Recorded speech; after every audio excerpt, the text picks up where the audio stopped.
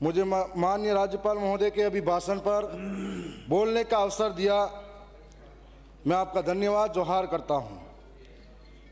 जिन्होंने इस सदन में सरकार का अभिभाषण पढ़कर सुनाया, लेकिन माननीय अध्यक्ष सभापति महोदय, यह सदन केवल तालियां बजाने के लिए नहीं है।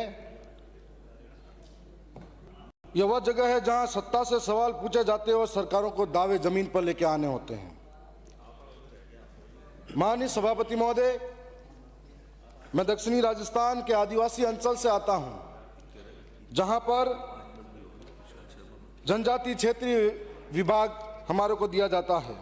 इसका उद्देश्य आदिवासी समाज को न्याय, अवसर और अधिकार देना था, लेकिन आज यह विभाग आदिवासियों की पीड़ा का समाधान नहीं बल्कि सरकार की लापरवाही का प्रतीक बनता जा रहा है। योजनाएं कागजों में है, घोषणाएं मंचों पर है, पर आदिवासी आज भी हक के लिए भटक रहा है। टीएसपी बजट की सच्चाई किसी से छुपी नहीं है। आदिवासियों के नाम पर हर साल बजट घोषणा में लाखों करोड़ों के बजट की बात की जाती है, लेकिन जमीनी हकीकत कुछ और है। केवल प्रशासनिक चूक नहीं बल्कि संविधान और ट्राइबल सब प्लान एरिया की भावना के साथ खुला विश्वासघात है। और इससे भी अधिक पीड़ा इस बात की है कि जब ये गंभीर मुद्दे सदन में उठाए जाते हैं तो जिम्मेदार मंत्री महोदय समाधान देने की बजाय विपक्ष को कोसने में अपना समय बर्बाद करते हैं। मैं पूछना चाहता हूं, क्या विपक्ष को कोसने से जनजाति की हालात सुधर सकती है?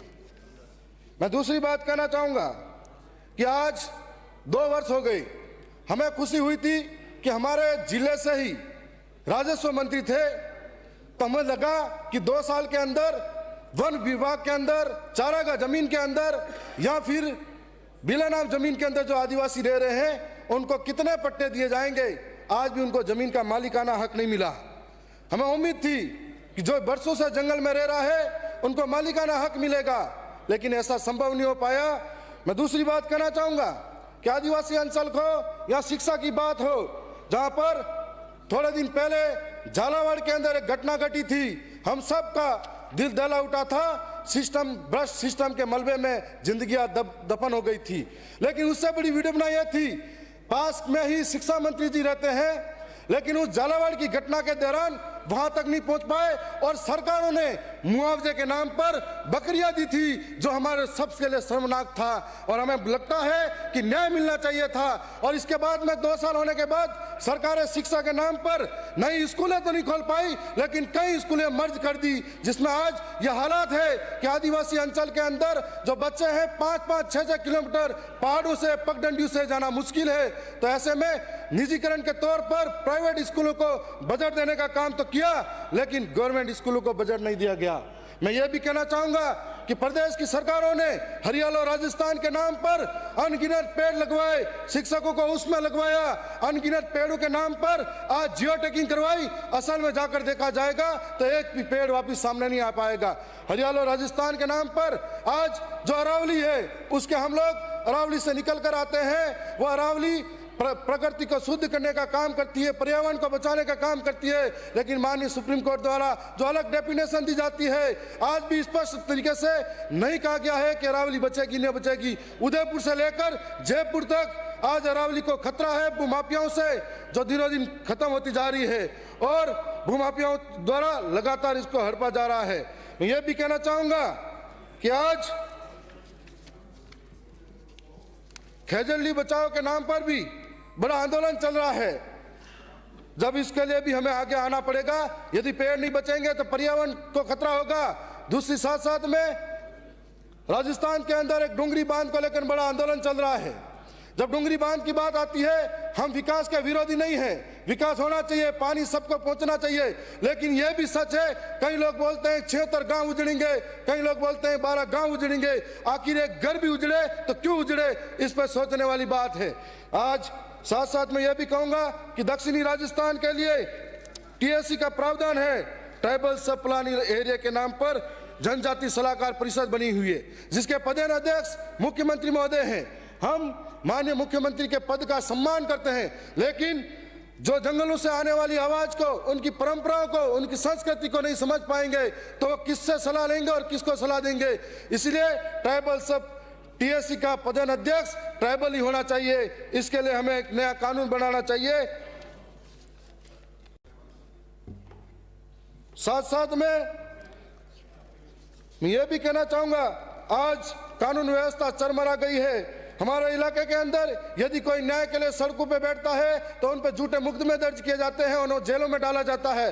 थोड़े दिन पहले ही गोकुंदा के सायरा के अंदर जब लोग धरने पे बैठे थे तो पुलिस और अफसरों ने आदिवासियों को मां बहन तक की गालियां दी गई, लेकिन उन अफसरों को प्रमोशन मिला, लेकिन उनके साथ में आदिवासियों को मुकदमे झेलने पड़े।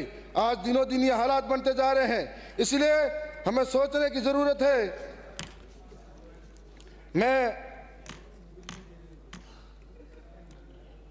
मैं आए दिन आदिवासियों के साथ में हो रहे इस तरह के कुटाराघात की वजह से ये कहना चाहूंगा कि हम लोग अलग से प्रदेश की मांग इसलिए कर रहे हैं कि जहां पैसा एक्ट की बात हो, 5वीं अनुसूची की बात हो, जहां धरातल पे आज भी लागू नहीं होती है। यह मांग किसी दल की नहीं है, यह मांग संविधान की है, यह मांग आदिवासी अस्मिता की है।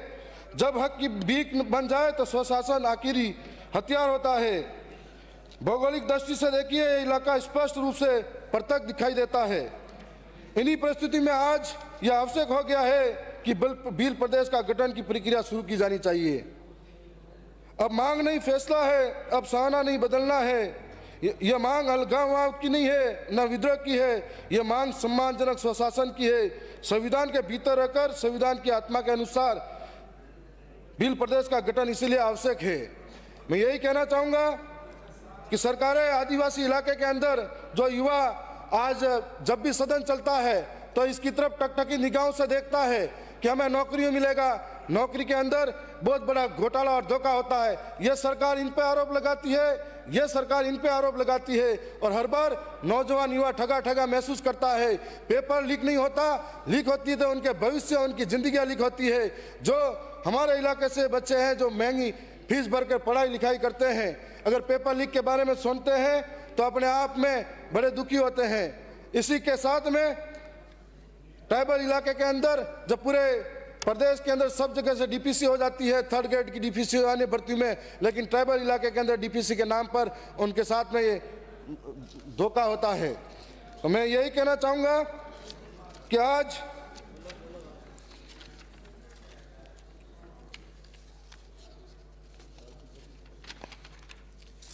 पांचवी अनुसूची और पैसा कानून के होते हुए भी अनुसूचित क्षेत्र में रिको, खनन और माइक्रो फाइनेंस कंपनियां बेरोक टोक काम कर रही है। ग्राम सभा की अनुमति के बिना जमीन का हस्तांतरण हो रहा है, जबकि कानून स्पष्ट कहता है कि अनुसूचित क्षेत्र में ग्राम सभा सर्वोच्च है। सरकार स्वयं बाहरी होते हुए भी ऐसे कार्य कर रही है जो कानून प्रतिबंधित है।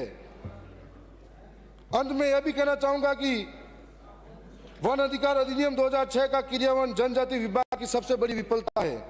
पात्र आदिवासी आज भी अपनी पुश्तैनी जमीन के अधिकार से वंचित है। सामुदायिक वन अधिकार तो जैसे विभाग की प्राथमिकता सूची से बाहर कर दिए हो। आज पैसा कानून को ताक पे रखकर लगातार आदिवासियों को विस्थापित किया जा रहा है, कभी खनन के नाम पर, कभी विकास के नाम पर। उदयपुर के अंदर भी लगातार यूडीए, यूआईटी के नाम पर आदिवासियों के घरों को उजाड़ा जा रहा है और कोई भी बोलने को तैयार नहीं है, खामोश है। आखिर आदिवासियों की जिंदगी इतनी सस्ती थोड़ी है। कभी आज सरकारें आती है जाती है, लेकिन हमारे साथ हमेशा चौतला व्यवहार और भेदभाव होता है।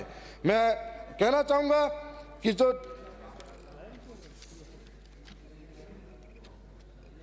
जो ट्राइबल एडवाइजर काउंसिल हितों की रक्षा के लिए बनी है उसके सदस्य आदिवासी होना चाहिए। मैं ये भी कहना चाहूंगा कि आज हमारे इलाके के अंदर जो बच्चे स्कूलों को, हर एक विद्यालय के अंदर जहां पर शिक्षकों की कमी है उनको पूरा किया जाना चाहिए, उसकी बात होनी चाहिए। यदि आदिवासी पढ़ेगा लिखेगा आगे बढ़ेगा। साथ साथ में हमारे यहाँ पर हर एक विद्यालय के अंदर भौतिक सुविधाएं नहीं है, जहाँ भवन जर्जर है। आज दुनिया चांद पे पहुंचने की बात कर रही है, आदिवासी छत तलाश रहा है, उसके लिए भी बात होनी चाहिए। जहां पर आदिवासियों के साथ में लगातार कुटाराघात होता है तो सरकारें खामोश हो, ये नहीं सहन हो सकता है। इसके साथ में न्याय होना चाहिए। आज जिस प्रकार से आदिवासियों का विस्थापन हो रहा है, जिस प्रकार से आदिवासी अपने हक के लिए बात कर रहा है, जिस प्रकार से बेरोजगारी बढ़ती जा रही है, जिस प्रकार से नौजवानों को पीड़ा झेलनी पड़ रही है, उस पर सरकारों को गंभीरता से सोचकर बात करनी होगी। धन्यवाद। श्री भैराराम।